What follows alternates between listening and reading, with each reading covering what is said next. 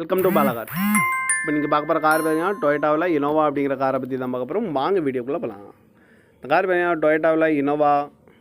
இந்த வண்டியோட மாடல் பார்த்தீங்கன்னா 2010க்கு 8.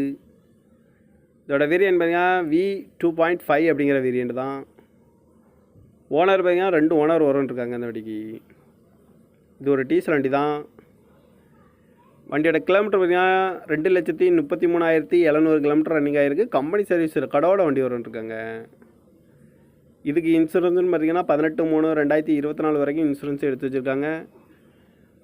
இந்த காரோட ஐடி வேல்யூ பார்த்தீங்கன்னா 6,25,717 ரூபா ஐடி வேல்யூ மட்டும் வரும்ன்ருக்காங்க.